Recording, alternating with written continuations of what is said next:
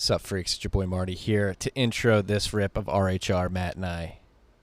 Very high qual, hour and 45-minute rip. Think you guys are going to like this one, as you should like everyone. Every one of these episodes. Maybe you don't have to like every one of the people on Earth. You should aim to, though. At least create empathy and see other people's perspectives. We're not going to get too philosophical here in the ad reads. This episode of Rabbit Hole Recap is brought to you by good friends at Unchained Capital. If you don't know about them, let me tell you about them. All right, Unchained Capital is providing financial services for Bitcoiners with a security-first mindset. This plays out throughout their whole product line. They've got their Vaults program, which allows you to engage in a 2 or 3 multi-sig quorum in which you hold 2 or 3 keys, and Unchained holds one. You can always move your UTXOs out of your vault by yourself if you have control of your 2 keys. But if you're ever in a pinch and you need Unchained there to sign that second in the 2 or 3 quorum, they are there for you. They have, on top of this, their collateralized loan program in which you can put up Bitcoin as collateral if you don't want to sell your Bitcoin, but you need cash in your bank account. Unchained is there to help you out. You put your Bitcoin up as collateral, and you get same-day US dollar liquidity. Same thing there. You hold 1 key, and you can always watch to make sure that your UTXOs are where Unchained is saying they are. You'll hold a key, a third party will hold a key, and Unchained will hold a key. And as long as you're paying back that loan and keeping your collateral margin in check, you do not have to sell your Bitcoin. On top of that, they're rolling out an OTC desk, which imbues this custody aspect into it as well. I believe it's in Illinois, California, and Texas right now.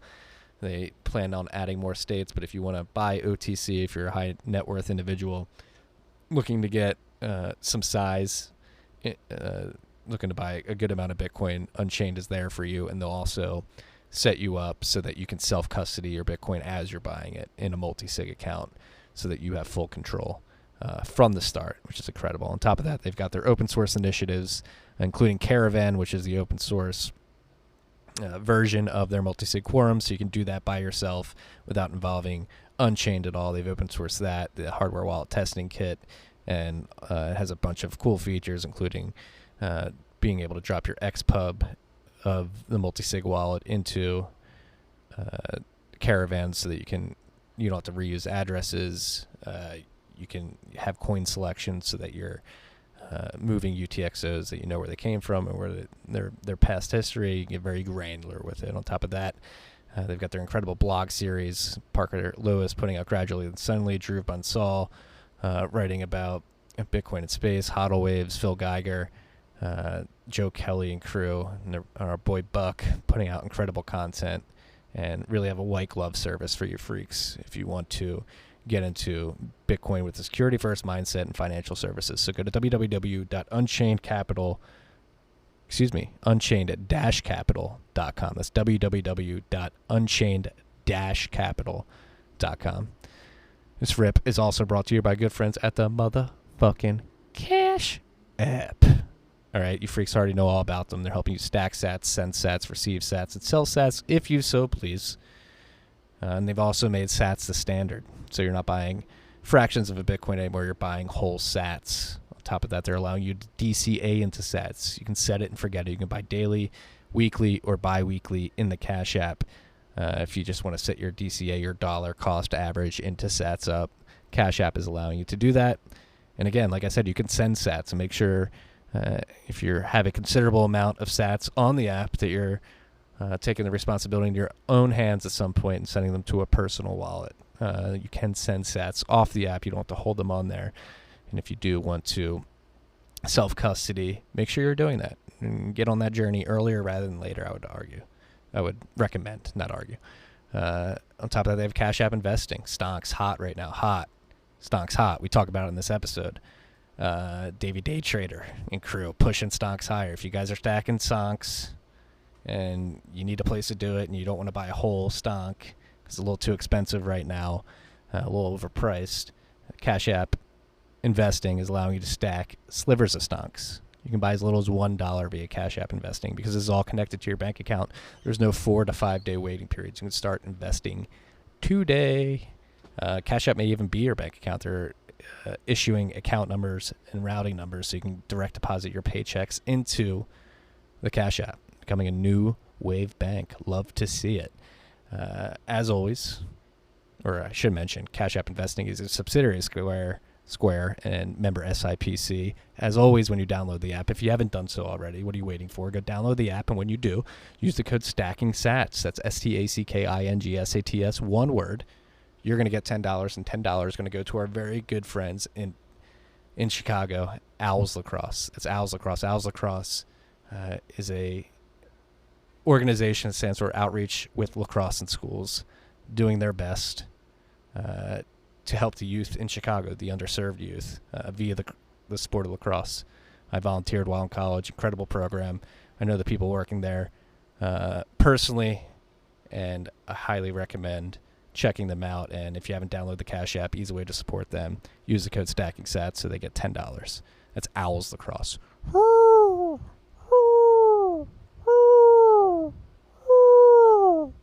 That's Owls Lacrosse. What'd you think of that, Marty's Owl? You sly motherfucker. Enjoy this episode, freaks.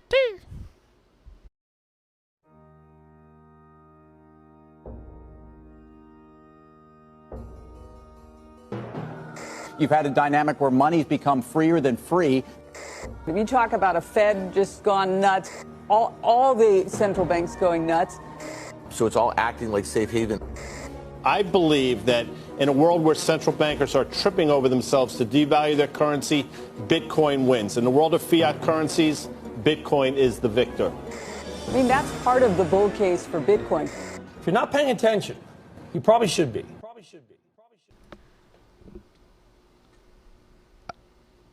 I think I still have my wisdom teeth. I'd never gotten them taken out, so I assume they're there. Yeah, I got all four of my wisdom teeth came in right, but one of them I gotta get removed. I thought like after 25, you didn't have to worry about it. No, I mean I just got like a really bad cavity in it because it's hard to reach. Oh. So they're like they're like we can't fill this cavity. You're gonna have to remove it.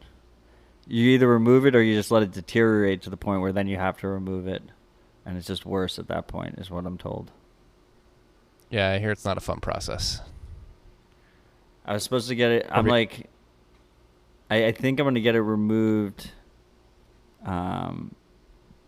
before RHR next week, the day before. So I wonder, if it'll be painful when I speak.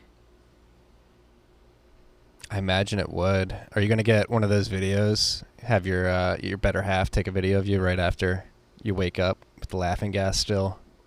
I don't think they're going to laughing gas me. I think I'm just going to Novocaine that shit. Really? Ooh. What's the meme of the kid that you're talking about? Is this real life? Is that what it is? I think so. Yeah, it was like somebody goes to the dentist. I love that. Of the kid who's just high as balls. Yeah. I would hope they would give you laughing gas. That's what I hated. If they just Novocaine you and they're crunching teeth, being able to hear that and feel that. Novocaine only goes so far. You can still definitely feel it. It's very uncomfortable. Anyway, I would opt for the laughing gas. I will power through it next week for you guys. That's pure dedication right there. Marty, Maybe what are you drinking today? I got a Tito's and water with some lemon in it. Watching my figure. Classic. What do you got? Is that Macallan that I saw? No, I'm still polishing off this bottle of Tamdu. I don't I need to build a new whiskey collection. I ran out of whiskey here, and now I'm just going one bottle at a time, so I can't switch between. Ooh, I've never seen a Matt Odell with limited whiskey. I know, options. It's really weird, but this Tamdu is really good, so check it out. TAMDHU. I dig it. First time having it. Well, this is my fourth time having it, but it's the first time I've gotten the bottle. Yeah, I'm a big fan of Tito's too. Tito's is a quality vodka. It goes well with water and lemon on a hot summer's late afternoon. Speaking of late afternoon, we had a little pop in price this morning, according to Clark Moody's dashboard. Who, Matt, I'm going to let you know right now. We have lined up for an interview next week. His dashboard is Fuck saying yes. the price is $9,592. Just found out about that on air with the freaks. We are at block 640,470. Percentage of Tor nodes on the Lightning Network is 22.8%. That's a lot lower than... Or am I mixing up? Oh, percentage Tor capacity is 45.1%. The Bitcoin network... Excuse me. Getting confused here, freaks. There are 10,222 reachable nodes on the Bitcoin network, and of those, 2,332 are running behind Tor, so about 23%. Yeah, the capacity number is the number we've been tracking. Yeah, the capacity number on the because Clark I think has added stuff to the dashboard, so stuff is moving around a little bit. I think the Tor Tor usage for routing nodes is more important, specifically for Lightning. Okay. Yeah, and I mean, so there's 2,147 Tor nodes on Lightning. It's 45.1% of capacity. So that's actually interesting. 2,332 of all Bitcoin nodes are running Tor, so only... You have to remember that like the raw node numbers are off, right? Because it's using BitNode's tracker. He's using BitNode's API tracker for that, and it undercounts nodes. Like I know my nodes, every time I checked in the past, weren't popping up on there. And then you have like the high estimate, right, which is Luke's estimate, which is like 100,000 or something like that, which you can't verify because that's Luke's number. There's no way to independently verify that, I believe. So it's probably somewhere in the middle. But with Tor capacity on Lightning, it's a publicly broadcast, public channel capacity. Like it's a number that we know for sure. Yeah. Regardless of what the number is, do your part. Run a full node. Use a full node, more importantly. It's empowering once you get it all figured out. We talk about it a lot on this podcast, and there is actually a big update to one of the node softwares this week that we're going to talk about later. But before we do that, let's get through with the dashboard. The next difficulty retarget is in 618 blocks. Estimated to be on July 28th, so in about 5 days here, and that's estimated to be a negative 6.4% difficulty adjustment. So downward difficulty adjustment seems to be in order. Currently 54,729 transactions in Clark's mempool. Percentage of fee in the predicted next block is approaching 14%, so higher than it has been. Like we said, the price pumped. We don't have too much macro, but I think like the macro situation's lining up pretty well. Included some charts in the bent today, or one chart in particular that highlighted the weight of the top 5 stocks in the S&P 500 and how much they're pulling that index up. And it hasn't been the top 5 stocks in the S&P hasn't attributed to this much of the overall index return since the dot-com bubble of 2000. So something to be aware of as we see Tesla, Amazon, all these stocks go crazy. Are you stacking slivers of stocks, Matt? I do hold some bags of stonks. I've been riding the wave. Starting to believe Davey Day Trader and stonks only go up. I've been saying it ironically and sarcastically for about a month now or 2 months, and I think I've said it so many times that now I just probably believe it. Willing it into existence. It's been pretty crazy. I think it was we hit like 15 million unemployment or something, and so when the COVID stuff started to happen, I sold everything. I sold all my stocks, and then when I think we were at like 15 million unemployment, and Minneapolis had the first night of riots. And then the next morning, stocks went up, right? And I remember, I think I even said to you in a private chat, I said to you, I was like, if stocks go up tomorrow, like, people are going to be fucking livid. Like, it's like the biggest slap in the face ever. Like, small businesses are getting fucking wrecked. And, you know, big business is going to do good, and they're just getting the bailout, and everything's going to hit new all-time highs, and they're just going to print money and, like, pour it in. And then the second day, it went up again. The riots had spread to, like, other cities and shit, and it went up again. And at that point, I decided, it was, like, same with, like, part of my Bitcoin investment thesis. I was like, I will regret not being in versus it crashing. So I just, at that point, I started going back into the stock market, and it's been really good. Just rode the fucking wave this whole time. But they are shitcoins. Like, I don't, you know, it's not Bitcoin. But you FOMO'd in. Make sure you bail. Yeah, I will eventually. It's just better than, like, what, I'm going to keep it in my, like, savings account and get, like, my, like, 0.1% interest? Like, what? That doesn't make any sense. Do not take stock advice from me. I am not your financial advisor, and am not smart enough to be trying to time the market. I'm not in any of the, like, crazy shit. You know, it was very simple. Like, I went into Zoom. Like, Zoom has done really well for me. Like Square, I went back into Square. Disclosure, they're a sponsor of the podcast. And then, like, the gun stocks did really well for me. That was, like, the most obvious trade ever. I just, you know they don't allow a gun ETF for, like, moral reasons. Really? Yeah, I, like, had to make my own ETF. I just took, like, the top 3 gun stocks, and I just put equal amounts into each. And, like, right now it's up like 40%. It was, like, the most obvious trade ever. Like, the cities were burning. Like, people are gonna go buy. Well, guns.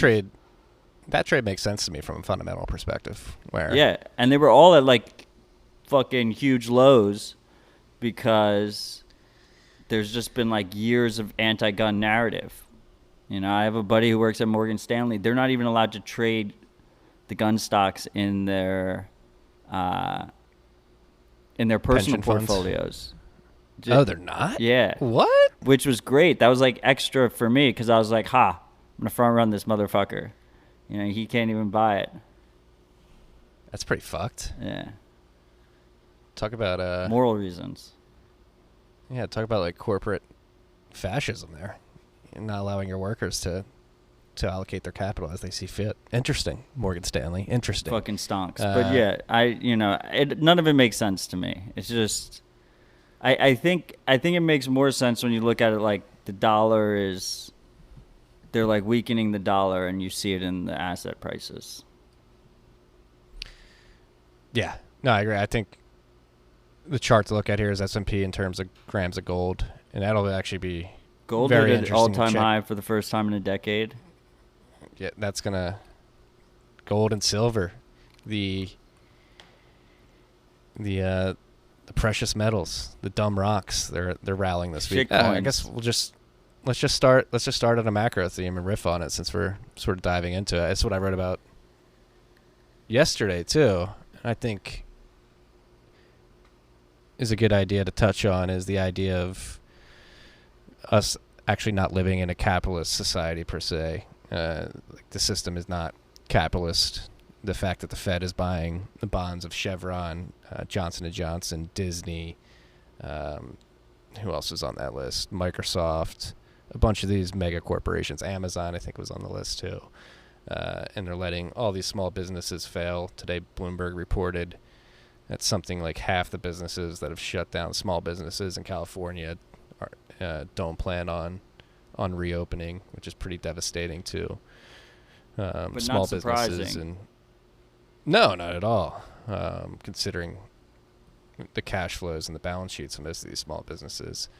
But it is sort of weird to see that the Fed is willing to step in and buy the debt of all of these mega corporations and let these companies fail. Yes, the PP loans exist, but they come with a lot more strings attached in the forms of collateral and trying to guarantee the payback on those loans. There's a lot more red tape to get through for the small businesses, and the liquidity injection from those loans is, I think you can make the argument, is not anywhere on par with the debt buying that they're doing for the mega corporations. So somebody wrote it, Zero Hedge republished a blog. I forget exactly who, but the author of this blog, I'm not sure if it was him, but it's the first place I've seen it, and sort of ran with it in yesterday's Bent and on Twitter. We don't live in a capitalist society. We don't experience capitalism here in the United States. We experience Cantillionism, which I thought was a very apt description of the current economy. And I think the notion that we do live under a capitalist system, and then that is the cause for many of the woes that people experience, is a misdefinition of the problem, and really has people misguided and lashing out against the wrong enemy. So why we Bitcoin, a lot of these woes stem from the Cantillon effect and Cantillionism and the proximity to the Fed's window. It's basically an oligarchy, right? Oligarchy, technocracy,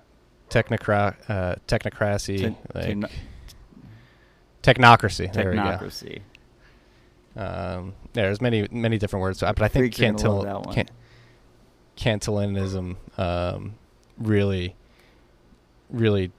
sort of encompasses everything, whether it's corporatocracy, technocracy, crony capitalism. I think captured capitalism, captured capitalism, whatever it is. And it all stems from the money freaks. And the fact that people are able to print money ex nihilo and just hand it out to crony capitalists. Markets actually closed down a decent amount today. It was like, and Bitcoin was up. Correlation broken. I wonder, like, they have to announce. See, like, my whole stock thesis is just they're gonna keep printing. They're gonna announce more stimulus, right? And they're just gonna pump it back up again. They are, but I said that in today's Bent is, I'm not so sure. Again, this is what happened in the Weimar Republic, not in the. Oh yeah, I'm not saying it'll be good, like long term, but short term it should pump stonks. But even stonks, yes. But this is how, like, the Weimar Republic, and that's where Venezuela's hyperinflation started, and Argentina's started in their stock markets. Yeah, like I said, I'm not saying it's a good idea. I'm just saying I expect that to happen. No. What I else would are they expect gonna it too. It makes so much sense. Like, I'm a betting man. That's my bet. I wonder when it's going to impact Bitcoin. It's been eerily stable. But maybe, who knows, maybe we would actually be at like 4K right now if it wasn't for the money printing. I think that's a good argument to make. Maybe we're breaking out right now. Who knows? I'm going to knock on wood. Did you feel FOMO when we went up $200? No. I felt a little bit of FOMO. Actually, even after all these years. I've been very disciplined on my DCA recently, so that has brought some peace of mind to the price movements. And so staying on the macro theme, they're going to have to do, obviously they're discussing tax breaks. Doesn't seem like that's going to happen. They're going to have to airdrop money into people's bank accounts, especially once this $600 an extra vig and unemployment runs out in a few days here. And it seems like lockdowns are going to be coming back to many parts of the country. And the amount of permanent unemployed people seems to be going up by the week. They're going to have to airdrop Trump bucks into people's bank accounts. It's also the easiest way to win the election that's coming up. Just direct deposit everybody money. But I don't think there should be any bullshit like income thresholds or anything. Just like every single U.S. person, just like if you're going to print it anyway, just drop it in our pockets. Every single person. Let's go. Well, I'll put it into Bitcoin. Disclosure. It's such a shit show because they're discussing the tax breaks on Capitol Hill. They're discussing extension of the CARES Act and new stimulus. And then you had the Fed coming out. This wasn't on the list, but something we should definitely talk about last week. All the Fed governors are starting to posture like they're going to target above the historical 2% target rate for inflation. So they're trying to overshoot it. And they've come out and said, hey, we want to overshoot inflation, the 2% target, because we haven't been hitting it. So we're going to do what we can to try to surpass that and then pull back from there.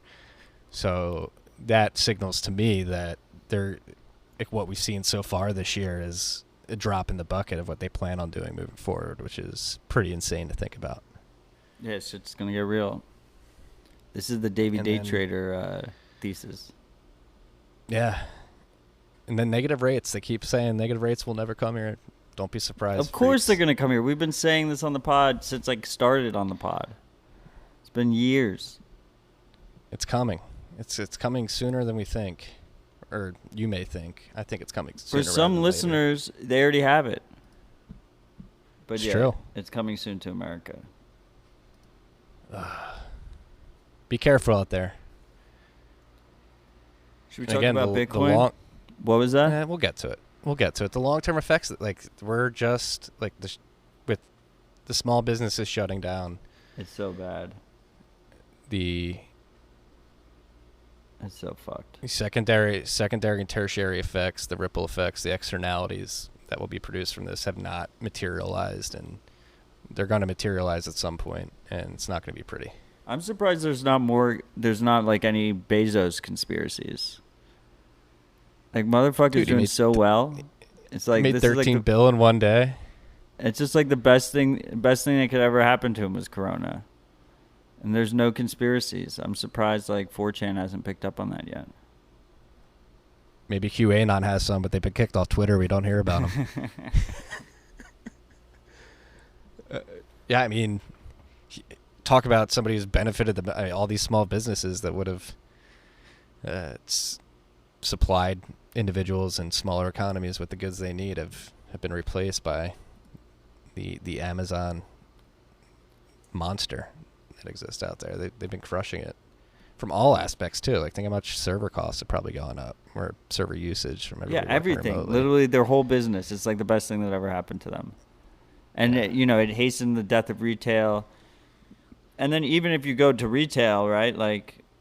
There was forced closures of small business, but Walmart got to stay open the whole time. All the big chains got to stay open the whole time. Essential services. So it was Cantillonism. It needs to be easier to pronounce. Yeah, it's actually that's the big debate going on. How do you pronounce it? Is it Cantillon, Cantillon, Cantillon? It's Cantillon, right? I was corrected. I used to think it was Cantillon. I like Cantillon. Yeah, you corrected me on the podcast. I actually, speaking while we're on the subject, we speak about him so often. The Cantillon effect was actually written by an Austrian. It's attributed to an Austrian. Cantillon was a good dude. That's what I'm trying to get at. I've been reading one of his essays. Wait, it's his name? It's his last name? Yeah, it's his last name. Oh, I didn't know that. Yeah, it's why is his first name escaping me? Let me get it real quick. Richard Cantillon. Yeah. Oh, I was going with James in my head. Richard Cantillon, an essay on economic theory. Very interesting, actually. This essay got lost for a few decades, and a lot of people don't know it, but was sort of groundwork, base layer knowledge for people like Adam Smith and a bunch of other economists who sort of built on his work. So The Wealth of Nations actually ran with this essay and a lot of concepts in it, and Adam Smith wrote that magnum opus, which a lot of people base modern economic theory off of, free market economic theory. And so this is actually sort of the basis for this line of thinking in economics. So I highly recommend you freaks go find it, an essay on economic theory. It's on Mises.org for free. I've been blowing through it today. It's pretty easy to get through, and just a good basic intro to economics. All right, we can talk about Bitcoin now. Okay, so I want to start with the Samurai postmix address reuse bug disclosure we discussed last week. We said we would discuss it again after more thought had gone into it because it had just dropped. Basically, I still remain. I do not think this is actually, like, I'm not sure if it's a current bug. I don't think it is, because first of all, out of the data set of 5,000 addresses that were reported, only 441 of them actually had address reuse. A lot of them were misreported as they received a transaction, then they sent a transaction, was counted as address reuse, which is obviously not address reuse. It's just like a normal UTXO situation. And not all of those were, so 441 of them were unintentional address reuse. But the thing is with the postmix, and I'm sure you can attest to it because you actually have been having issues, and the idea is that the change address, the index isn't stored locally, which in postmix it isn't. But because it's not stored locally, if it loses connection to the server, it ends up using an older change address. But you can't construct a postmix transaction if you're not connected to Dojo. There's no such thing as an offline postmix transaction. It's the only part of the wallet where you can't do it. And you've seen the error, right, where it shows 0. I have to reconnect my wallet to my Dojo. Yeah, so because it shows 0. So it's showing 0, and you can't construct a transaction, so the connection to the Dojo isn't working. So I'm not sure if this is. Oh, and the 441 were also all before the mobile mixing. So even before the new APK came out on Samurai Wallet and how they handle postmix. So maybe it was an issue with the earlier way they handled postmix. I'm not sure, but between that and the fact that they added this feature to Dojo, that Dojo's actually actively checking for reuse before it broadcasts the transaction, we should be good in terms of Samurai users worrying about this issue happening to them. Like, I'm like pretty fucking sure, like 99% sure. That's good news then. Yeah. So, but once again, I want to state that I really appreciated the responsible disclosure with the time, and I appreciate how the Samurai team handled that responsible disclosure and investigated it, released that addition to Dojo, and released a very, very comprehensive report. So on both sides, really appreciated how that happened. As a Samurai user personally, like I appreciated that. Yes. And do we have to state that Shinobi is not officially associated with Wasabi? Yeah, I mean, I never meant to imply that. Like, he's pissed off at me now. They're not. They don't have good. He does not have a good rapport with the Samurai team. That's all I was saying. They don't have a good rapport with the Samurai team, but he rose above that, did a responsible disclosure. The Samurai team, handled it well, and I just really liked how mature both sides were. That's all I was saying. Shinobi thinks you should use join market. And the Samurai Wallet guys would advise you not to do that based on their latest research into deconstructing that. But then you get into, I guess, join market okay for smaller amounts. That was a huge amount of Bitcoin that research project focused on. Well, maybe that's more susceptible to better analysis. Look, all of these different coin join implementations have trade-offs. There's different trade-offs along, they all have their own pros and cons. The biggest issue with trying to maintain privacy on Bitcoin is shooting yourself in the foot and making mistakes. So with both Join Market and Wasabi, if you're a very educated user and you cover your ass, you can use them relatively safely. But there's a lot of pitfalls that you can make. And I really like how Samurai implements, how their implementation works. I like that they try and encourage best practices along the whole way, and they try and reduce the possibility of user error. And we saw this firsthand. OXT Research, Samurai's research arm, did a quick release, not a full report. I assume a full report's coming, of the Twitter hacker. And the Twitter hacker went into Wasabi. And they went into Wasabi. Dude, it's fucked. And Wasabi defaults to a 51 anonymity set, is a green check. If anyone's ever used Wasabi, it gives you a green check. And we've talked about this before on the podcast. And so what does that do? That does a single round usually, right? Because Wasabi rounds happen every 2 hours. I think they might have actually increased it, made it more frequent. But it happens over a set time interval. It's either 2 hours or less, or if you hit 100 people. So a lot of times, that's just a single round. There's no remix. And remixes on Wasabi cost you money. So you're incentivized to just hit that default green check and then just stop. We've said on this pod in the past, you know, like, if you're using Wasabi, you should set it to at least 101. So you do at least 2 remixes because you have 100 and non-set. So this Twitter hacker, he went into Wasabi on the defaults. He came in, did one single mix.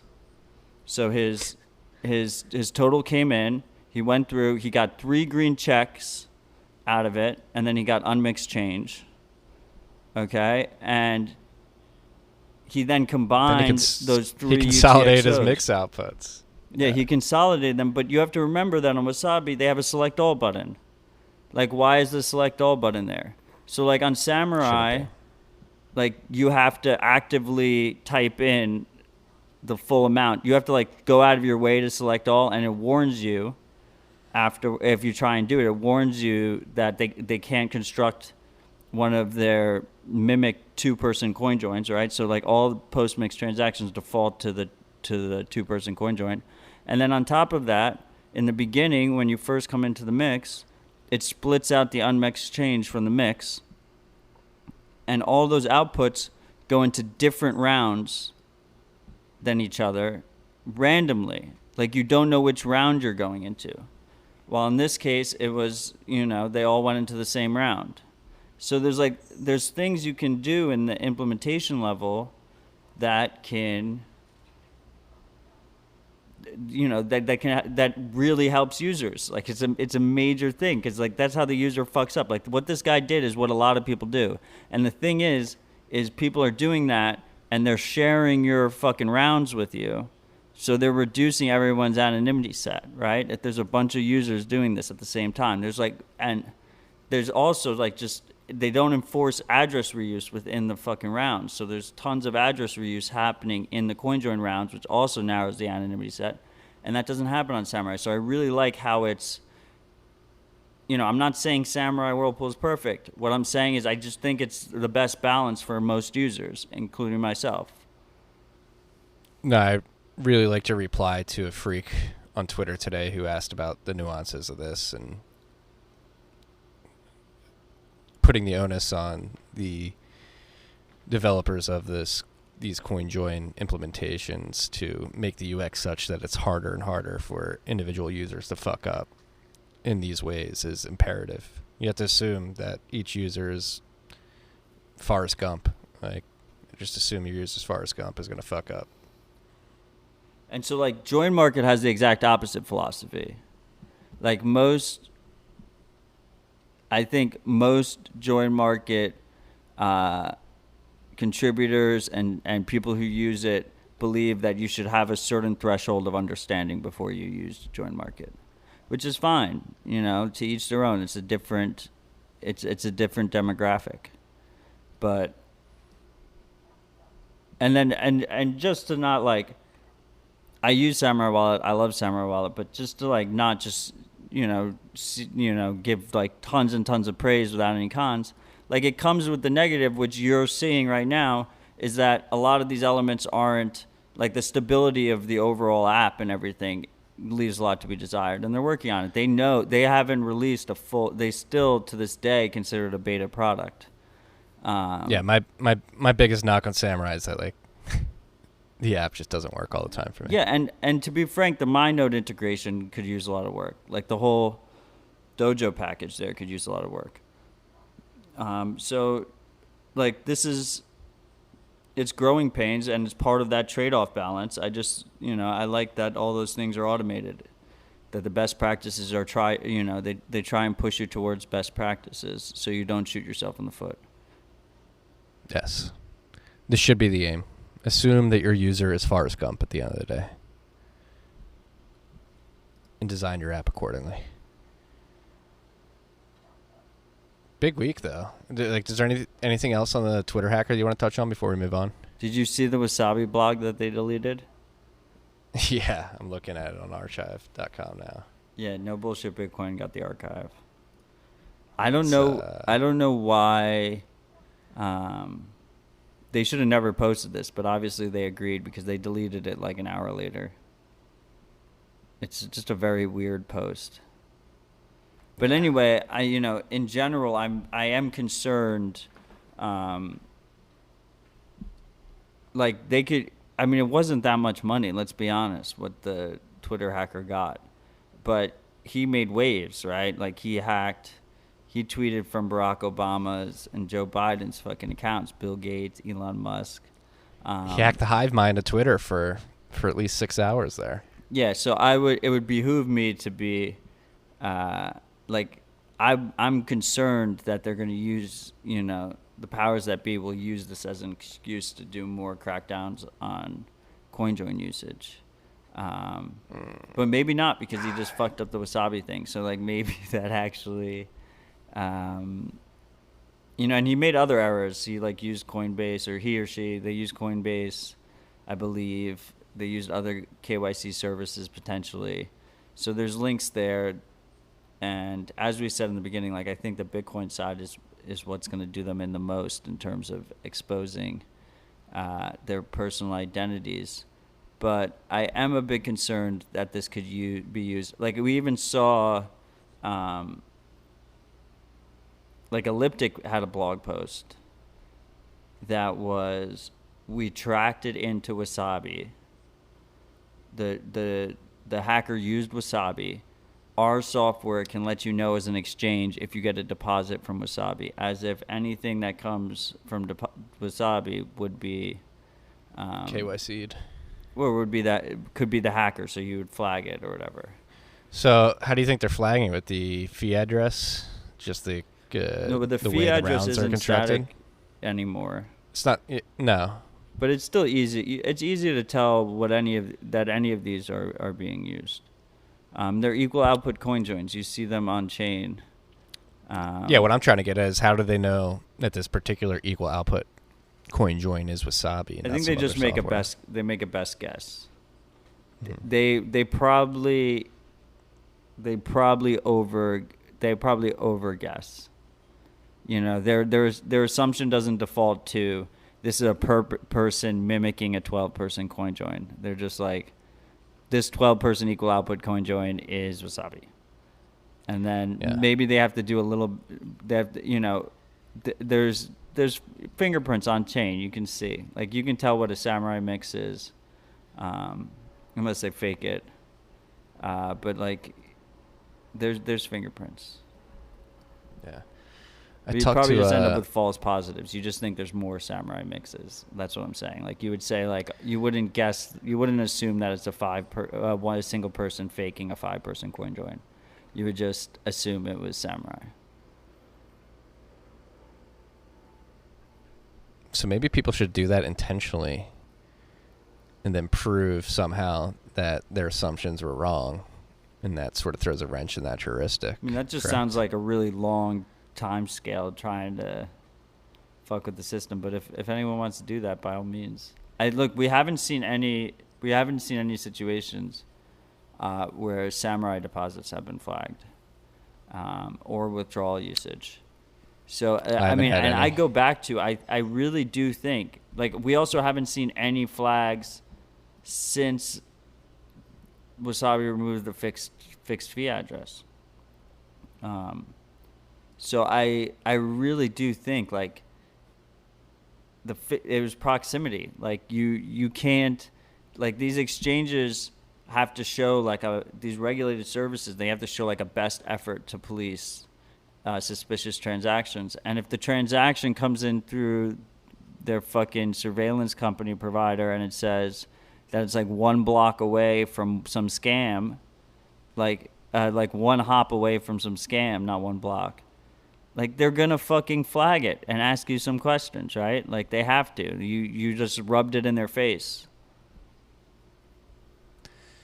Yeah, I mean, this provides a perfect segue into the next topic, which is the fact that a bunch of major exchanges here, I believe it's Coinbase, Bittrex.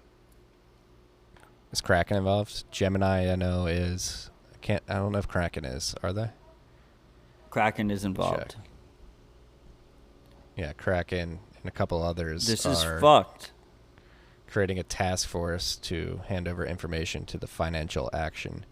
It's Coinbase, BitGo, Gemini, Kraken, and Bittrex so far that we know of. And Coinbase is leading it, of course. And this is the same Financial Action Task Force, which has, again, it's an unelected regulating entity. And I'm pretty sure they're responsible for AMLD5 too, correct? No. Or no? Well, FATFA pressure might have created... well, the travel rule is the reason for AMLD5 or something like that. Which well, no, AMLD5 is a European... it's out of the European governing body. I thought the FATF was based out of France, wasn't it? Created in Paris? It's not even American. That's the whole point. What, FATFA? Is that how we pronounce it? Fat fuck. Financial Action Task Force. I don't think they were the reason behind AMLD5. I mean, like they could have been an indirect reason, but I think AMLD5 was passed by like the European government. Yeah, it's a G7 Financial Action Task Force, also known by its French name, Groupe d'Action Financière, is an intergovernment organization founded. So it's like a supranational intergovernment. It's not like U.S. regulations. But the U.S. has the most influence in it, right? I mean, the U.S. dollar system has the most influence over everything. But this isn't some like Senate approved regulatory body that these exchanges are answering to. It's, again, supranational, unelected officials deciding how you can and cannot move money. And I'm pretty sure they're responsible for AMLD5. Well, I mean, you're definitely absolutely correct about all the other stuff. So, look, here's the thing, right? So they got this travel rule, $1,000 transactions. They need to know the sender and the receiver. So these exchanges are setting up in a formal system between each other to share your KYC data when you send a transaction to each other. So they like post the addresses they know on this bulletin board system, they're calling it. And if an address matches with something that they're sending to, they're going to exchange at least name and account number of either the sender or the recipient, depending on which side they're on. So this could get messy really quickly. We don't really have any. It's like kind of offhand remarks is how we know about this. CoinDesk and The Block both reported it, but we could easily end up in a situation, which is something I've been concerned about for a while, which has actually made me a stronger holder, because I think that at some point we won't be able to self-custody. Like, I think that they'll make all these services essentially like Robinhood, where you can't withdraw, like they're just IOUs. And if you can transfer maybe, but you can only transfer between like regulated whitelisted addresses. Well, Preston Byrne, when he was on here. He said there's a good argument to be made that running a full node is an act of free speech. And running a full node entails running a wallet, which can receive and send transactions. So maybe with the First Amendment, we can avoid that. I would agree with you. The powers that be would probably try to construct a system that you described, or there's a white and black list. I think it's more likely that it happens at the mining pool level. It could happen at that level too, for sure. Yeah. But I think it's more likely there. And it's a perfect segue into The exchanges are another, easier, though. It's easier to implement on the exchanges. Well, this drives a good question with the news yesterday with, what was it, the OSS? The OCC. Whatever. The OCC. The Office they announced of something Comptroller, right? Yeah. Commerce Comptroller, I would assume. U.S. banks can now custody Bitcoin. Like, our Coinbase, Kraken, Gemini just going to be small fish in a big pond now, and these U.S. banks, which are already completely comfortable with these regulations and compliant with these regulations, just going to brute force this. My on the quote-unquote understanding industry is that it's, first of all, it's the Office of the Comptroller of the Currency. My understanding is it's more like safe deposit boxes, where they wouldn't be like offering like active services. It's like they can do key storage and stuff. But maybe it opens the door to more Coinbase-esque kind of services. But just to go back, and people are making a big deal of that. Like, fuck that shit. Like, no one should keep their Bitcoin with them. I guess it's good. I agree. Right? Like, it definitely, like, the bring more normie investor liquidity, crowd, which I is guess, good overall. are like, that's bullish. But, as we saw, like, the price didn't really care about it. I don't really care about it. But it's a nice little legitimacy thing, I guess. But just to go back, like, yes, running a node could be free speech. Maybe even sending and receiving transactions in a sovereign way could be. But they could still easily, on the financial side, be like, you cannot send a transaction unless that address is whitelisted and regulated and compliant and yada, yada, yada. And they could do it on Lightning Network super easy, too. They could just do pub keys. They could say, this pub key is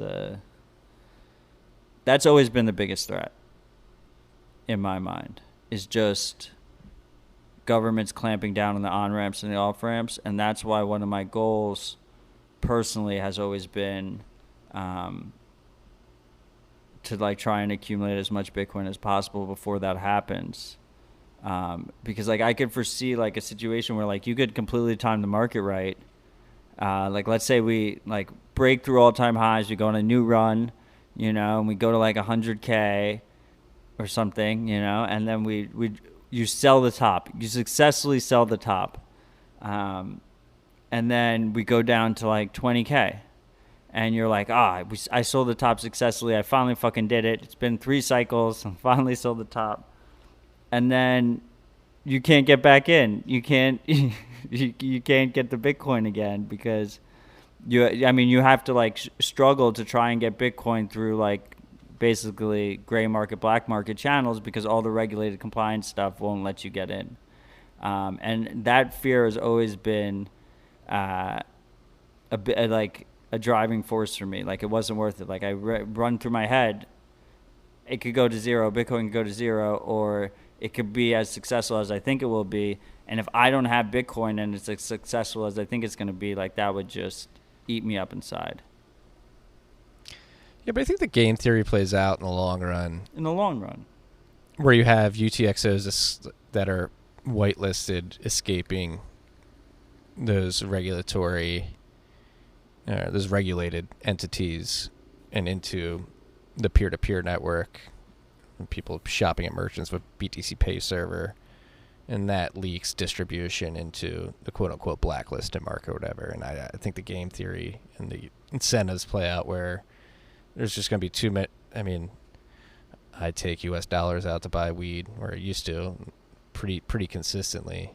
I'm whitelisted in the banking system. Was able to easily take that money and go buy drugs on the dark, quote-unquote, dark market. I like think we'll an see alley. something similar play out. No, it wasn't even Ally. It's gotten to the point where it's a texting service. You text somebody and somebody cool shows up to your house. So I think that'll play out too. No, but and I'm not disagreeing. No, I mean, but like Bitcoin could be at like $500,000, $1 million or something at that point. Like by the time it plays out fully, you know, like there's gonna. I strongly believe that there's gonna be like a short term, like some period of the next 10 years where at least, you know, and we've seen this in other countries already, but in America, where it's harder to get Bitcoin in self custody than it is right now. You know, like that we're like when I first got into Bitcoin, it was relatively easy to get KYC free Bitcoin, and everyone took it for granted, right? And then all of a sudden, all of the platforms got KYC'd. But now it's like way easier to get Bitcoin in general, and I think people take that for granted.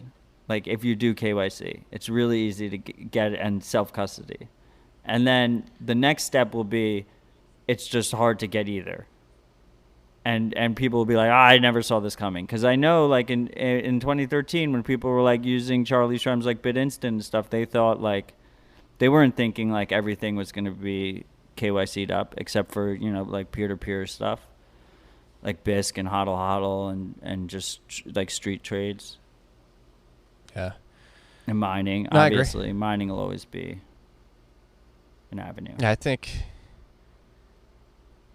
I always think of maybe cheesy podcast, throwing a hat tip to Joe Rogan here, like the one clip early on in his show where he described the internet and the government trying to curtail the internet or control it, and likened it to a man standing in an Alaskan river when the salmon are flowing upstream and trying to catch all of them at once. Like, it's just not going to be possible. These regulations will certainly be put in place, and they will be leveraged against many individuals, but at the end of the day, they will be ephemeral and ineffective just to the nature of the way Bitcoin works as a peer-to-peer network. And actually, I want to bring up a thread by Caitlin Long. She did a long, I believe, 25-tweet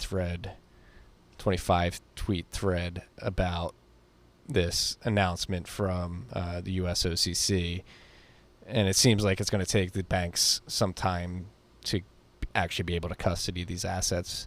And she's saying that they don't have the correct legal structure in place for actually, again, her talking her bag, full disclosure, Avanti and the state of Wyoming, she's arguing only has the correct legal structure to make this happen. So other banks outside of Wyoming are going to have some catching up to do in that regard, apparently. But yeah, she's defending her business model. But yeah, I agree. Yes. I don't disagree with her. I mean, she has a Bitcoin first business model, and they got laws passed in Wyoming to facilitate that.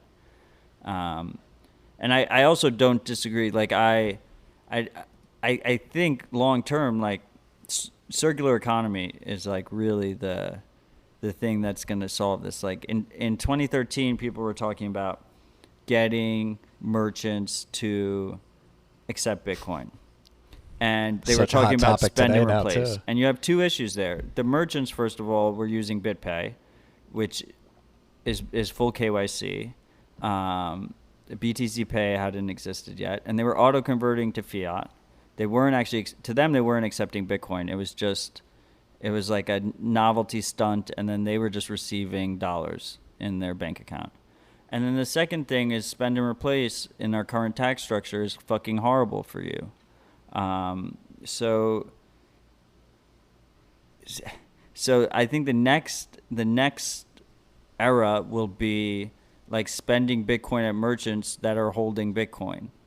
You know, like they want Bitcoin, that's their money, and you're spending Bitcoin to them. They're using BTC Pay or something else, and they're receiving it as Bitcoin, and they're holding the majority of it as Bitcoin, and then they're paying their suppliers and stuff like that. And in that situation, you skip out all of these regulated fiat on-ramps and off-ramps.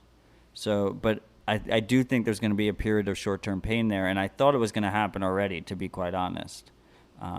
So it is bullish in that regard that it hasn't fully enveloped us yet. But this FATFA shit scares the shit out of me. Like this kind of working group behind the scenes where they're deciding whether or not they're going to start sharing KYC data between each other is... well, the working group's second layer, FATFA, right? Like, fuck FATFA. Why do they exist? Who elected them? They're not elected by anybody. Why was the G7 able to get together and create this overbearing regulatory body? Yes, obviously, the way politics and global governments work today, it seems pretty obvious. But as an individual, as an American particularly, I'll speak for Americans only, like, you should not be putting up with this shit. You should not allow the U.S. to enter into an agreement with 8 other countries. G7 is not 7 countries. It's like something like 8 or 10 countries that just decide how you can and cannot access and move your money. It just seems purely un-American to me. Yeah, I mean, well, there's a lot of un-American things happening in America and outside of America. Are we gonna get on that topic? No, not yet. But I agree. I mean, like, fuck them. But I just don't think that's. I don't think that's an effective. Like, they're gonna stay. Well, they're not going anywhere, right, Marty? Education allows you to speak up. People don't speak up because they don't even know that FATFA exists. That's the thing that pisses me off. Most people don't know this exists, and it shouldn't exist as an American. That was the tangent I did want to talk about. Is we had a freak tag us. Goshen? Goshen's son. Goshen. What's his name? Carlos Goshen, that Japanese rich guy who like got the fuck out of Japan in like a guitar case or something in a private plane. Remember when that shit happened? Yeah. His son paid $500,000 to the handlers that got him out of the country, and he made it. They said in crypto. We don't know what fucking token he used. He might have used Bitcoin, but he paid through Coinbase, and so now they know it.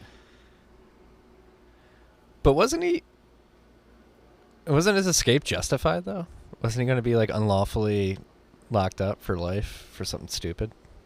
Yeah, I mean, I remember like kind of siding with him, but I don't really remember the exact story. Because like he did press conferences when he got to Europe, right?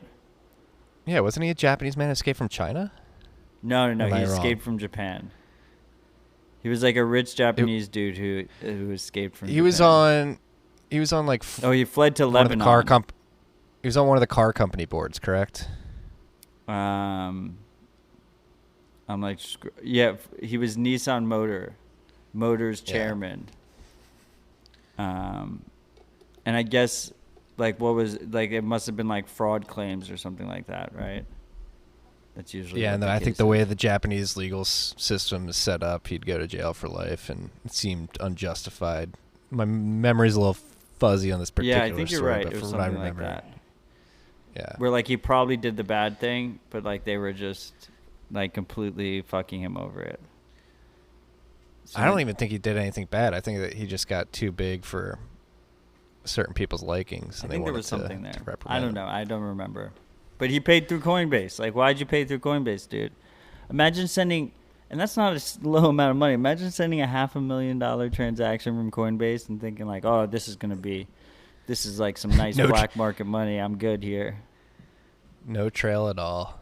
A lot of and you would assume those people are rich, well-educated, would have some common sense to recognize that, but it doesn't seem to be the case. This is what I'm talking about. We like talk about like privacy all the time here, and like really the more effective thing to tell most people is like you should not have a Google Home or like Alexa in your device, just like with a microphone in your house, with like a microphone always on. Like you shouldn't send your DNA to DNA services. Like most of these people are getting caught because they just I remember there was like a report that was like most of the dark market usage is just like one hop from exchange. They just like send it like right into the dark markets. So like, you talk all this stuff, but in reality, the majority of people are getting hit like way low hanging fruit.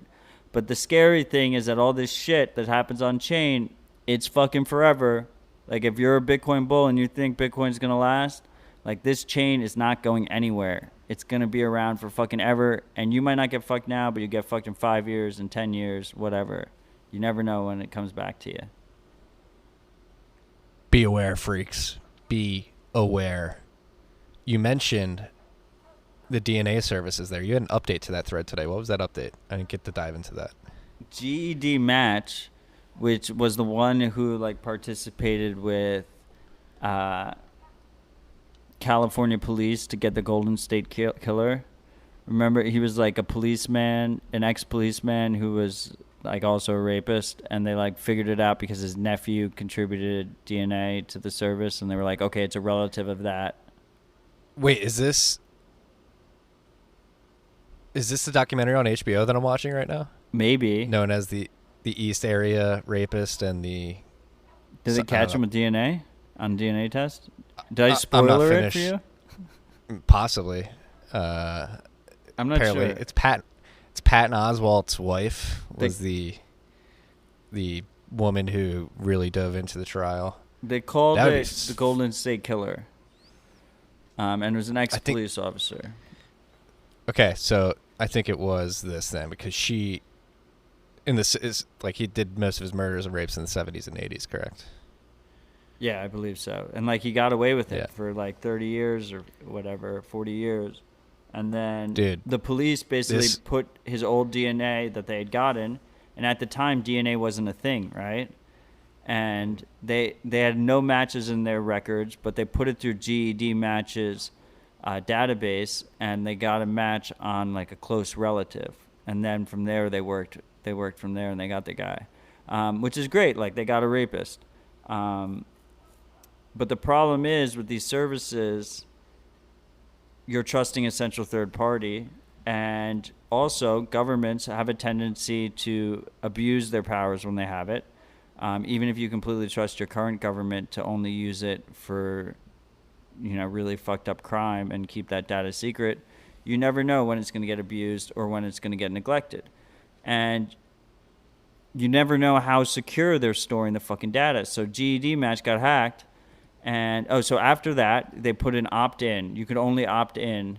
It used to be an opt-out, and now it's an opt-in for law enforcement access.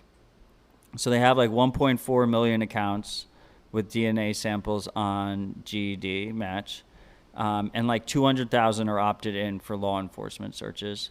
And like a subset of those are opted in for just public, right? So you can, it's like Facebook or something. Like you can have your profile.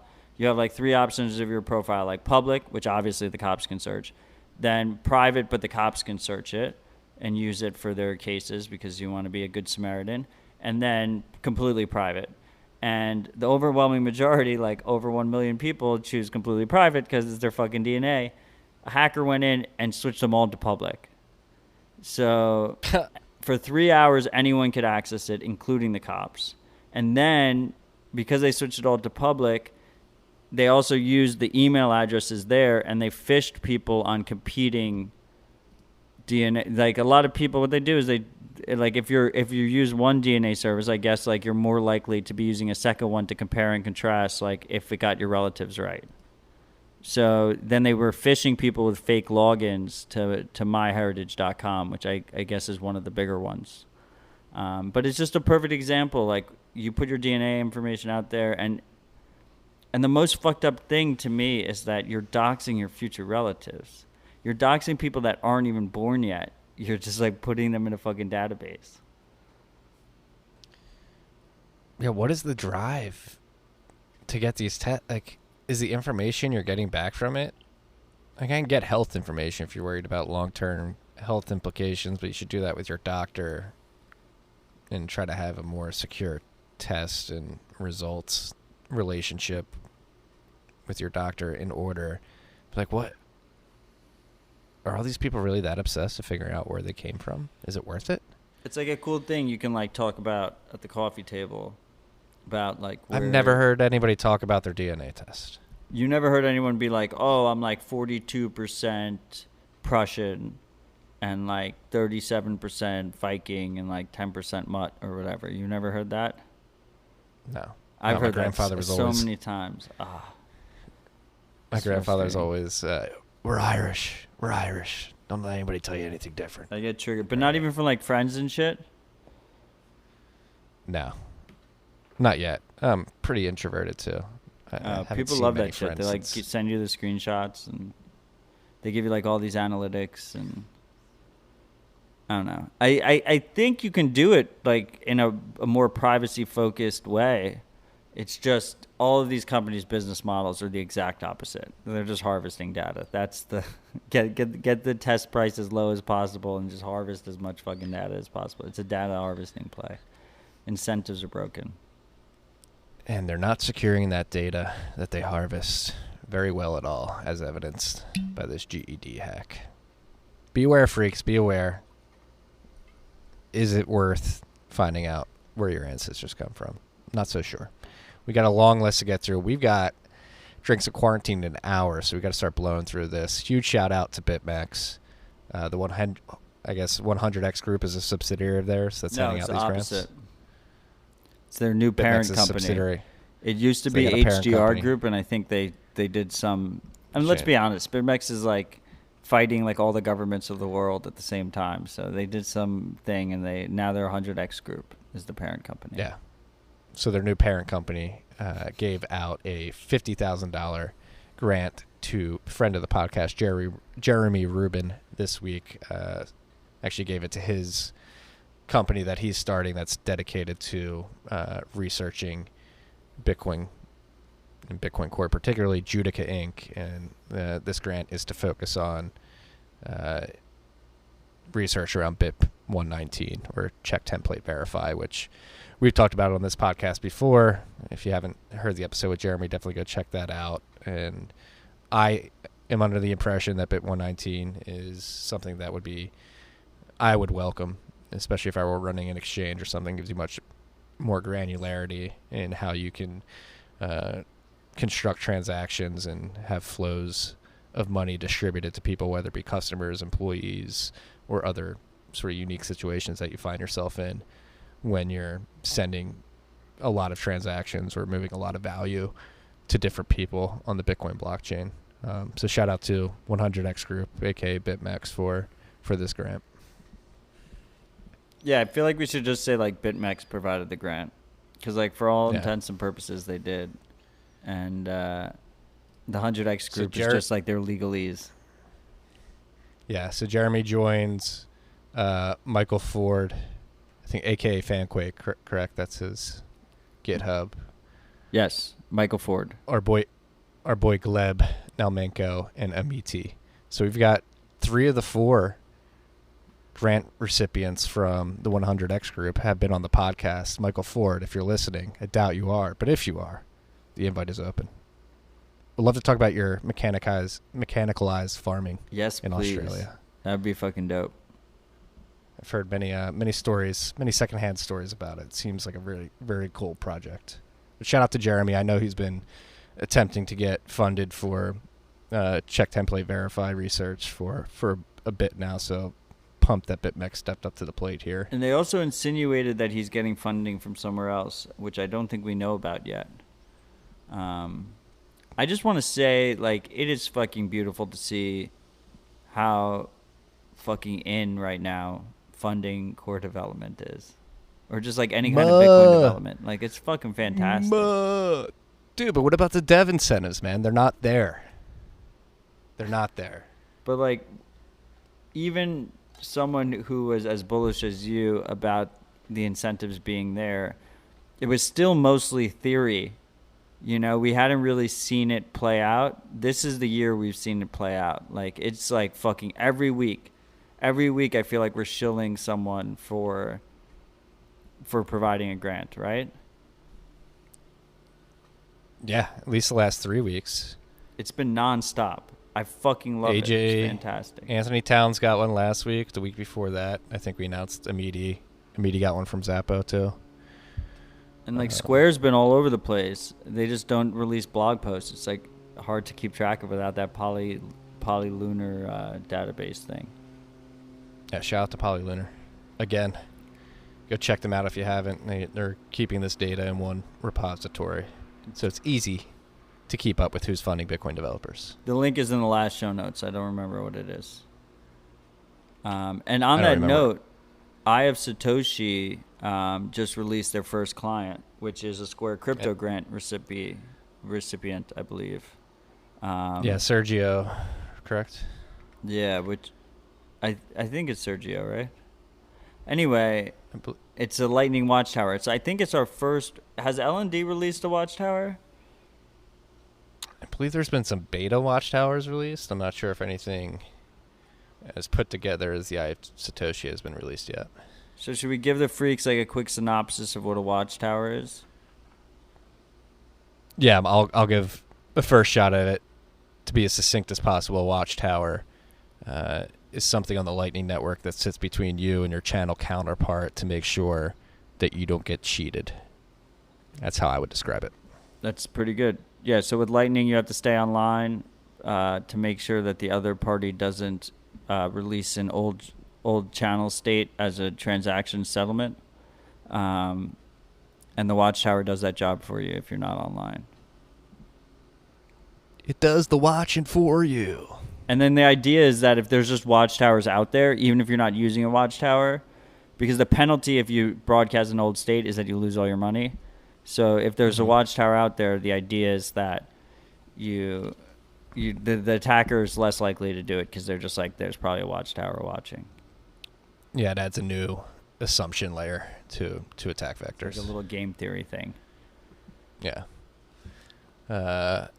Good week for development then.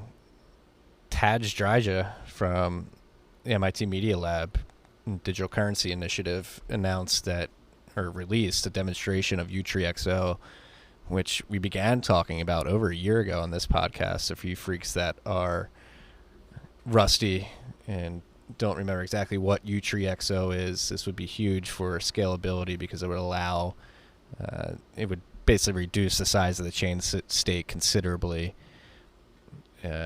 making initial block download a lot easier. It is very experimental right now. The blog post that was released earlier this week basically describes that they're going to test it out on BTCD, which is an alternative implementation to Bitcoin Core, NOTs, libBitcoin, and it's got very limited functionality right now. You can only recover an address and do a watch only. You can't send or receive anything, I believe. And they're just looking for testers, people to review the code, and to see if this actually works. And so the way this works is instead of downloading the full state of the chain state of the UTXO set, it would use like cryptographic accumulators, which allows you to compress the data in a much more compressed fashion. That's how I understand it, at least. I don't know if you have a better explanation. Layman's explanation. They have server nodes that are running UTXO that are compressing this shit like a zip file, and then they send it to you, so you use less data, less bandwidth and less storage, right? Or is it just storage? I think it's actually more. I think more it's more bandwidth and less actually. Storage, right? Yes, but combined with something like what Gleb's working on. What the hell is it? That considerably reduces the bandwidth requirements. ASMAP? ASMAP? No, that's separate. No, ASMAP is like ASMAP is like broadcasting, right? That ASMAP's to avoid partition attacks via ISPs. So it makes sure that receiving you're connected blocks to nodes. You're receiving blocks from nodes that are connected via different ISPs, so you don't.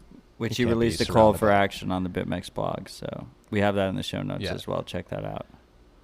Yes. The cool thing about UTXO to me is that we don't need consensus or shit on this. Like, you'll just have UTXO serving nodes, and you'll have receiving nodes, and like that's that. Like, but it does rely on the server nodes. You need to have people running the server nodes, and that I think requires more storage as well, right? So I assume as a server node, not only do you have significantly more bandwidth, you also have more storage. Yes, but bandwidth could be the bandwidth trade-off could make sense if Erlay is implemented. Erlay is that's what we're thinking of, Erlay. That the makes P2P sense. layer improvement that would severely reduce the amount of bandwidth needed. Well, I love that there's a lot of things that we have to keep track of. That's, I think, a good thing. It would suck if we could just keep track of everything, because then there wouldn't be that much. I guess, so am I right to say that UTXO is most promising probably for smartphone users in the developed world? Because they have high bandwidth, but they have low storage on their phones. Seems like that's that seems like the best benefactor of the UTXO edition. I would say yes. Those people are definitely benefactors of this. Right, running a full node on your phone. Yes. So maybe AB Core will be the first to implement this. We shall see. There's another one that's a fork of AB Core now, Natuya. Natuyaya. Oh, really? I didn't know that. I think they're a fork of AB that. Core. Yeah, I mean, there's a bunch of sort of node stacks being released right now. We haven't talked about the Nix node stack yet. Nix Bitcoin? Yeah. That seems pretty cool. It seems, the way I would describe it is similar to what Carl Dong's working on with Geeks, but apply that to the whole stack, like beyond Bitcoin Core. Trying to make it more secure, more buttoned up. It's like a more hardened, limited version, right? Yes, I believe so. I actually discovered them because they were a sponsor of Bitcoin Bounty Hunt. That's how... When I was going to fill up the TFTC coffers. I've been slacking on that. I got to go fill those up. Yeah, it's been sitting at 0 for a little bit now. To be honest. I'm gonna go fill it up after this. Yeah, I keep meaning to fill it up. That's how about that? That's so cool. Just shout out to Bitcoin Bounty Hunters. I love that concept. I think it's BitcoinBountyHunt.com. Because Bitcoin Bounty Hunter is a different website, I believe. Because I went to it. Yeah, it's BitcoinBountyHunt.com. Bounty Hunt, yes. BitcoinBountyHunter.com is questionable. Oh no. It doesn't exist. Maybe Bitcoin Bounty Hunters was the wrong one that I went to. And Matt just bought a domain name. I'm not gonna buy that domain name. They should own it if they don't already own it though. I just want to say one of my favorite things is when people reach out to me for just arbitrary domain names, seeing if I have it. Fully Noted reached out to me because someone owns fullynoted.com. I do not own fullynoted.com. It would be his. If I owned it, it would be his. I would just be saving it for him. But if a freak owns fullynoted.com, you should let him know. Like, and you should do right by him. Like, give him a reasonable price for it. If you don't just like give it to him, like by all means, capitalism, but give him a reasonable price for it.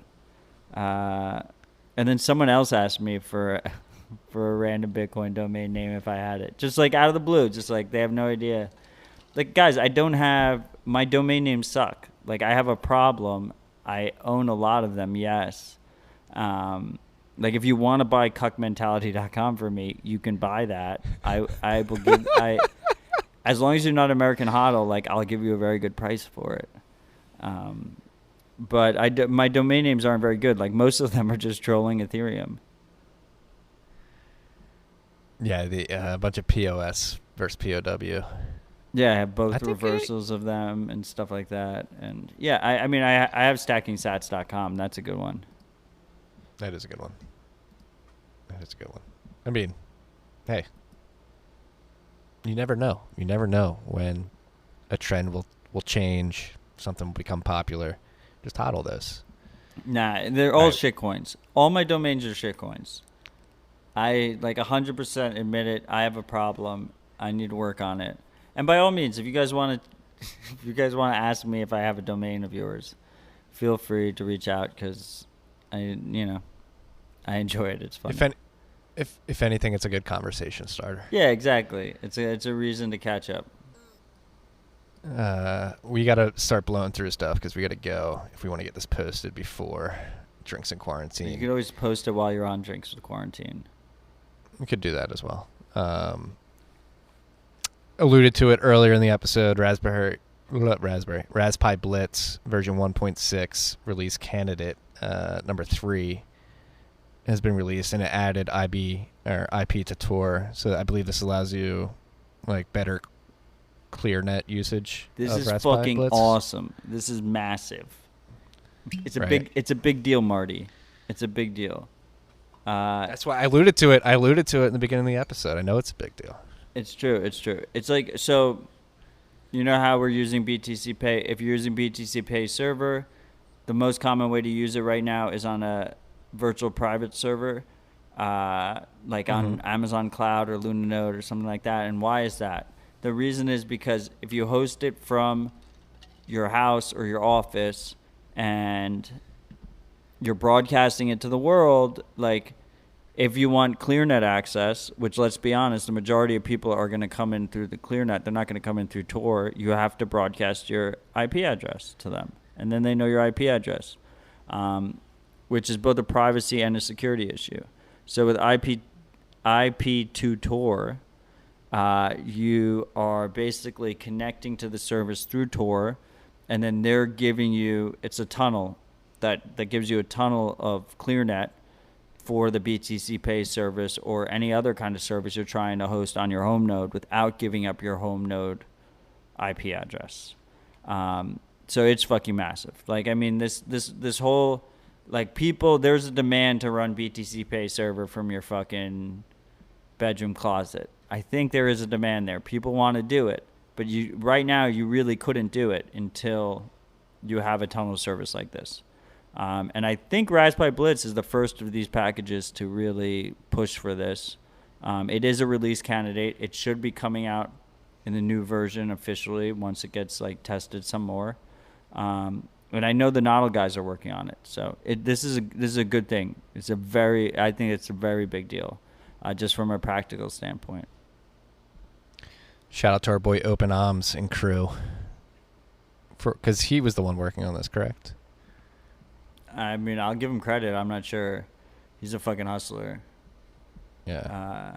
But like, it is a really big deal. Even just massive. like things like tip jars and stuff, like these guys that are getting demonetized. You know, they need something like this in order to do it in a proper fashion. And that's why I'm really bullish right now. Like we alluded to, or we talked about.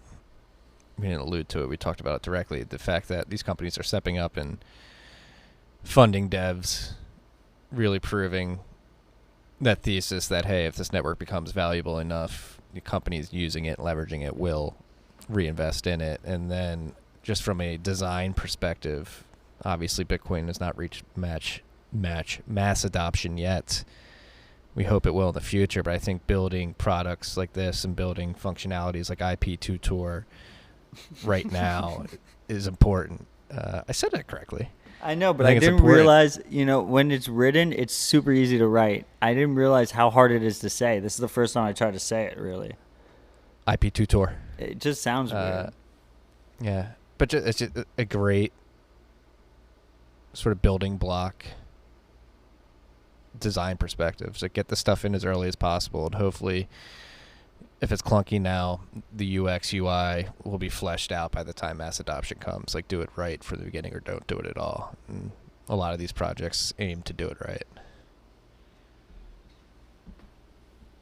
Bullish. Very bullish.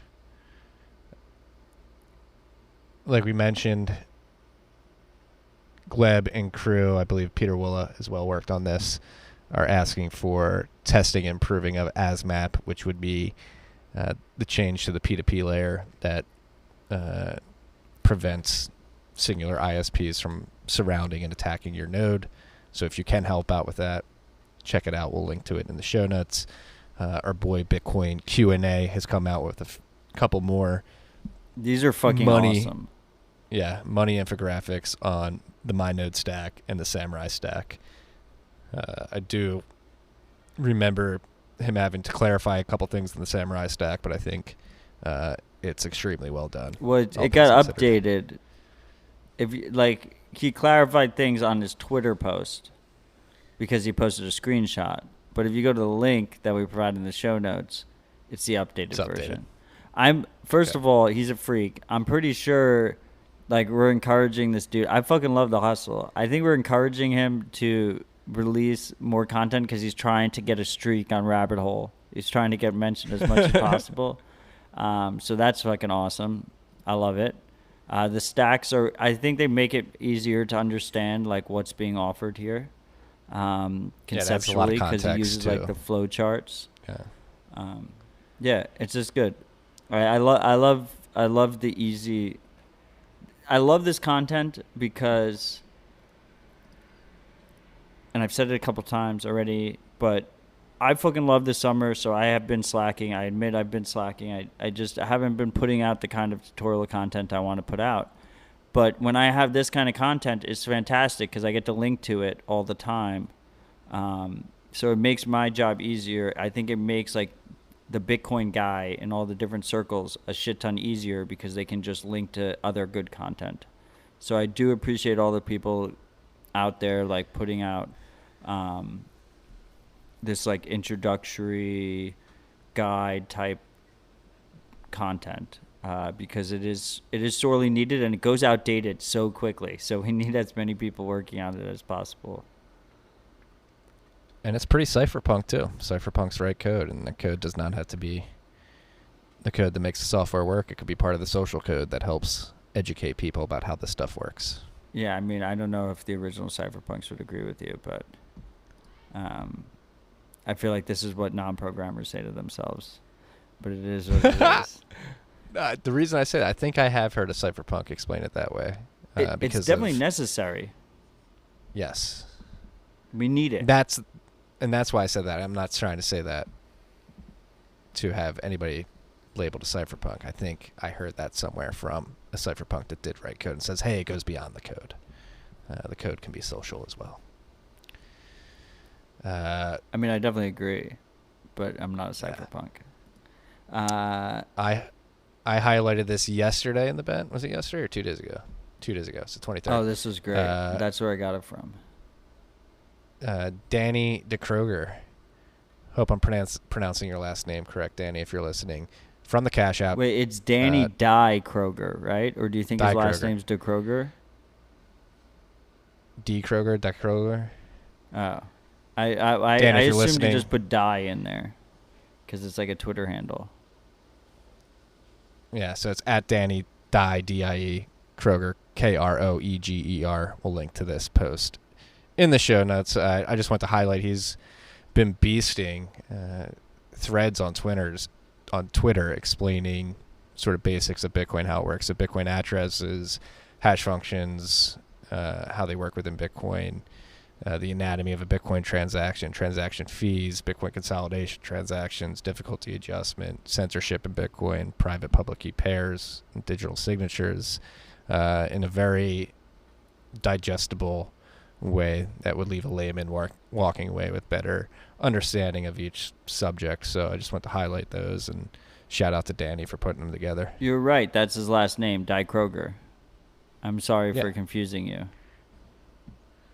I just saw his @ tag and I assumed I don't know, I assumed it was like a Twitter thing, like his real name is Danny Kroger and he just put Die in between.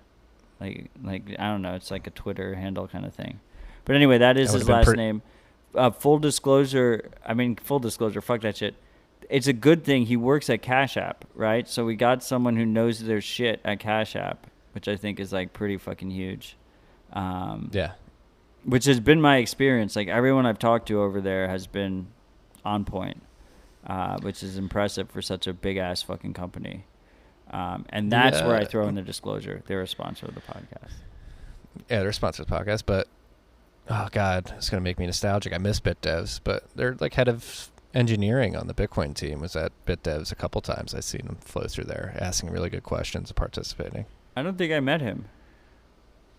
Do you remember his name? Actually, I think I may have gone too far by even admitting that. Oh, we shouldn't dox him. Let's not dox him. That was fucked up of me. I take it back. I'm sorry. Please. I'm sorry.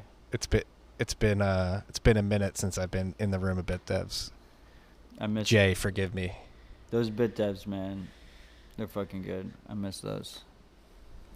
Soon, Right. and the next one will be in 2 weeks.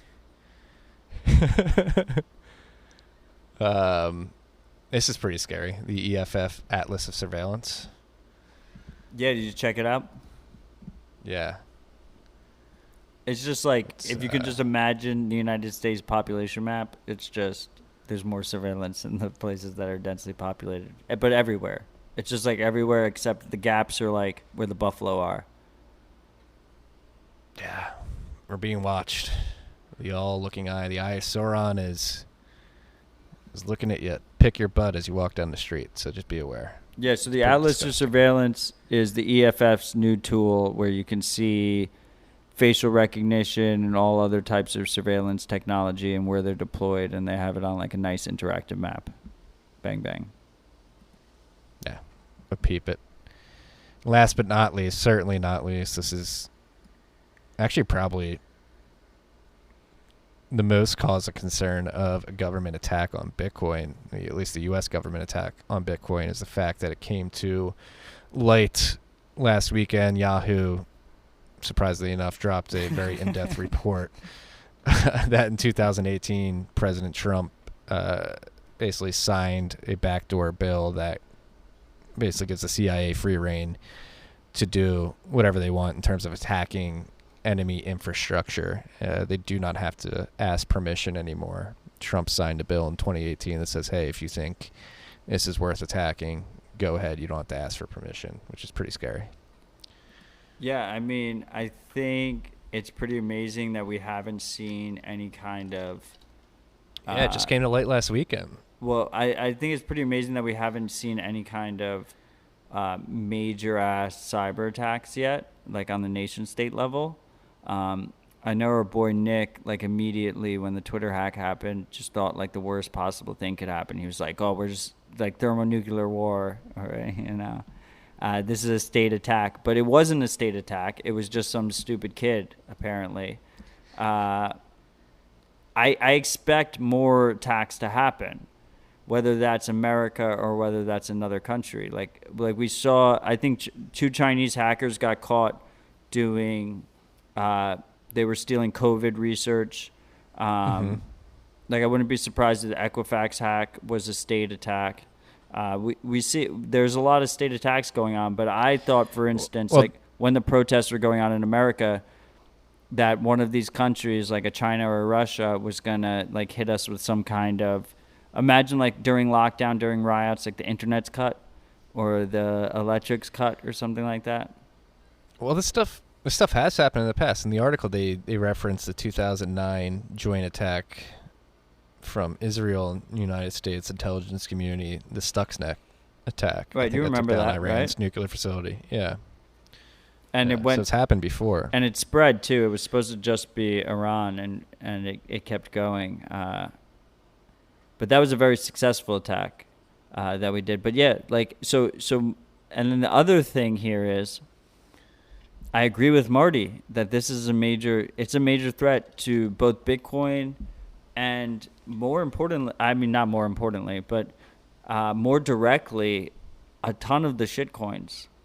Because like you have to realize like the whole value prop is that this is independent of any single government. So you have to take the most powerful, sophisticated government. And if they can subvert the system, then there's no value. That's like basically my heuristic.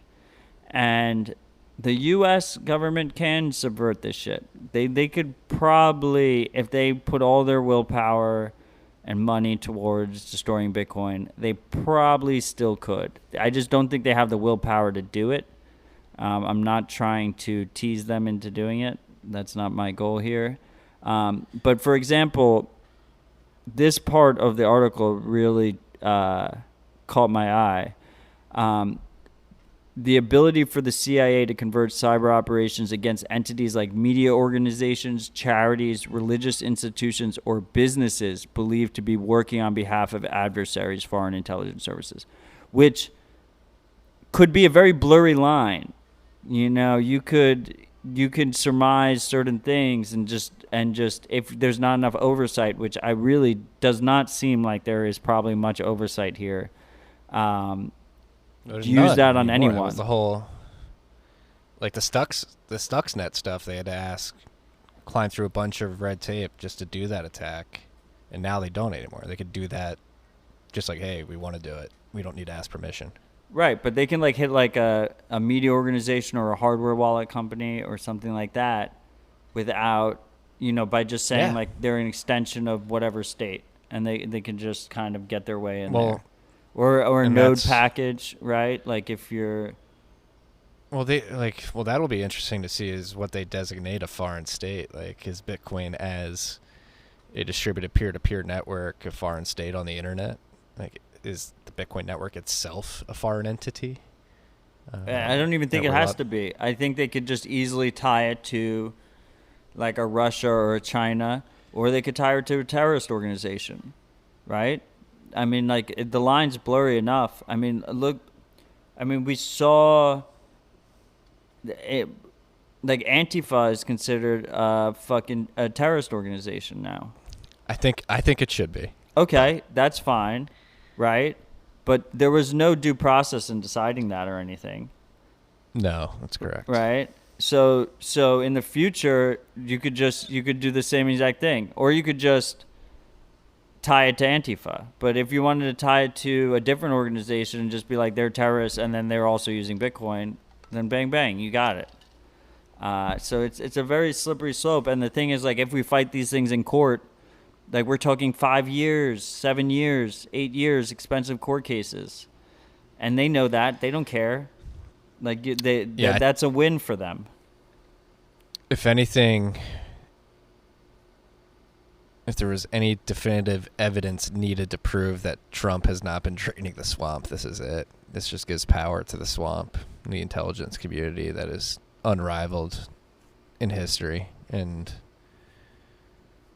yeah, I feel bad for the QAnoners out there who, number one, got kicked off Twitter, and then two, actually believe that he's going to drain the swamp. This is evidence for the contrary, just making the swamp worse.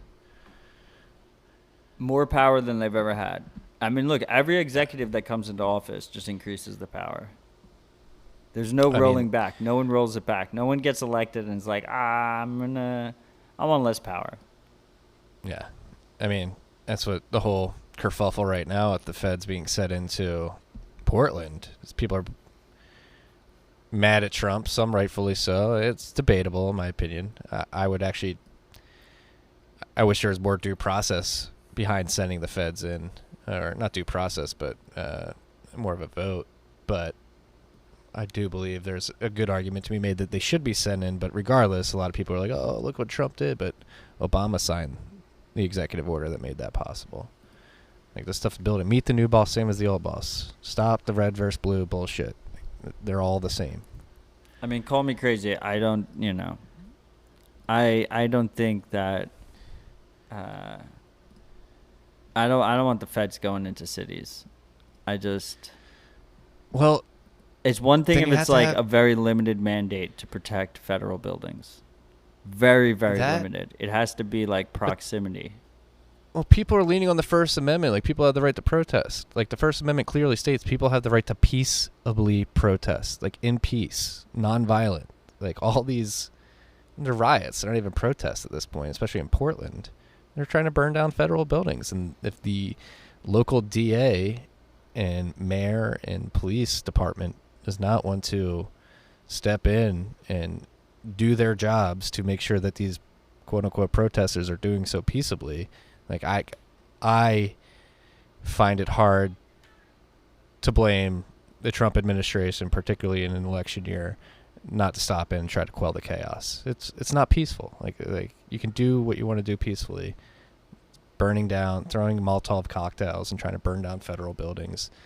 It's not like violence begets violence. You have to stop it at some point. We've seen that this summer. as I said, it's one thing if it's a limited mandate.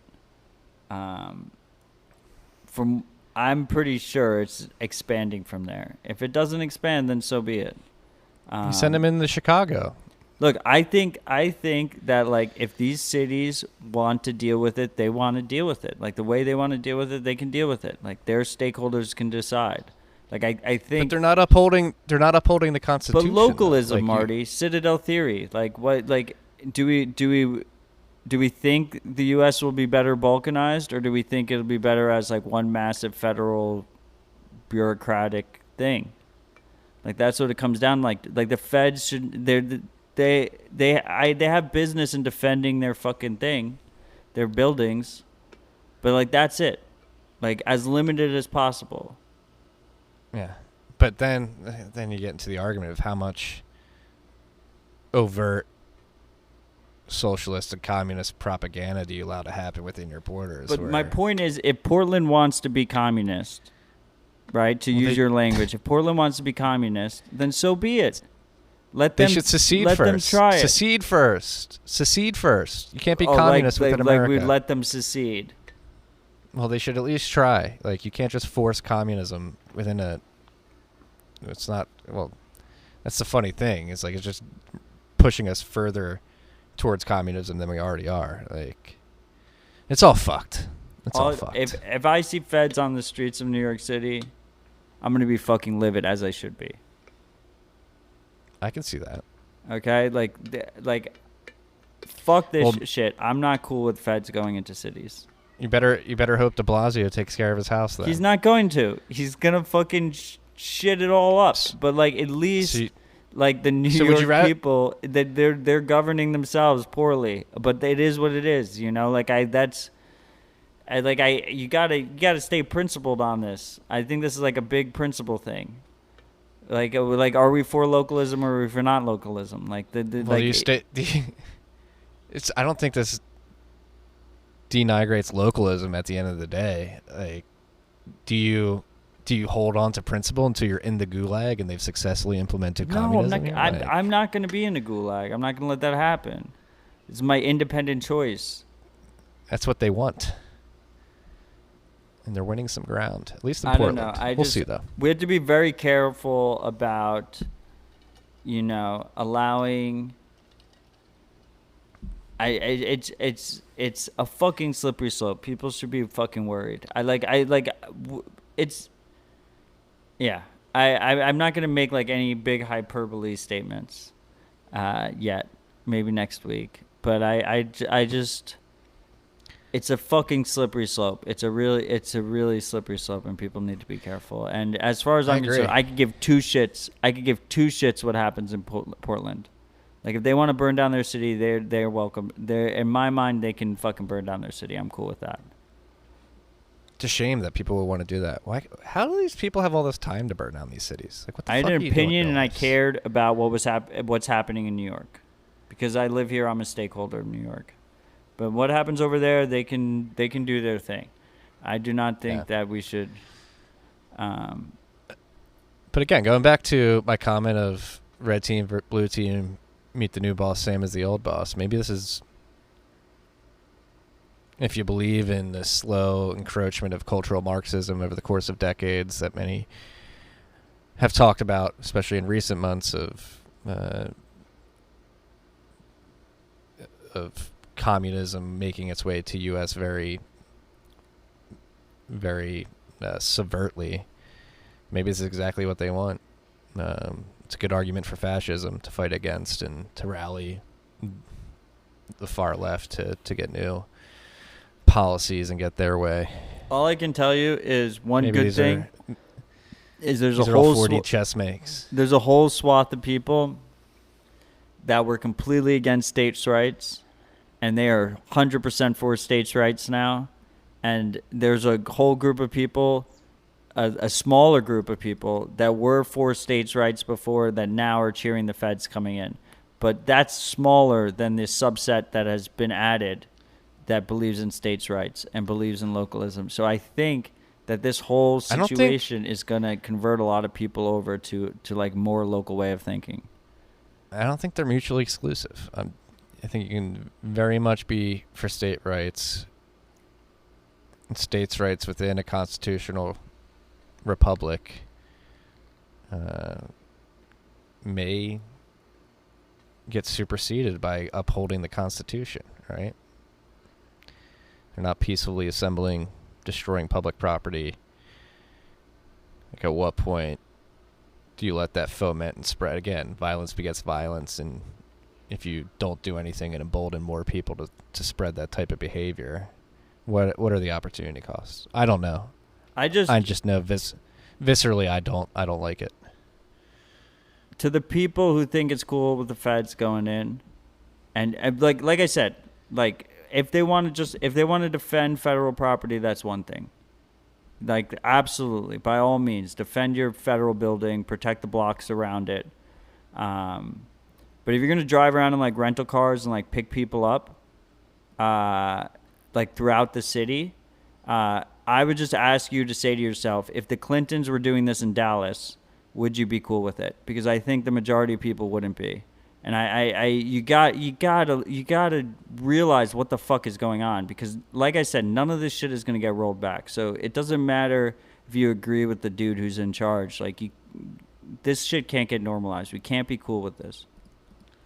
Yeah, the Antifa will use it to throw you in the gulag soon enough. That's a good point to be made. They're getting fucked up, all dude. Right. I hope they are. Fuck Antifa. Seriously. We'll end it on that because we got to go to Drinks of Quarantine. Anything else that we should touch on? No, I mean, I think we gave the freaks a pretty discreet look into the beautiful relationship that is Matt and Marty. Yeah, we disagree on some things. I love this kid though, and and that's why we do this thing. And I love all you freaks, and thank you for listening. We will talk about all this shit again next week, and we hope you join us. Yeah. You're not going to make it to this part of the episode and be able to catch Drinks of Quarantine, so I won't even say go watch that. Thank you guys for joining us again. Like Matt said, I love him as well, and I love this show, and I love that you guys join us and participate. The banter after the show's posted, the shout outs. Shout out to you freaks. Spread the word. Peace and love. Tiki!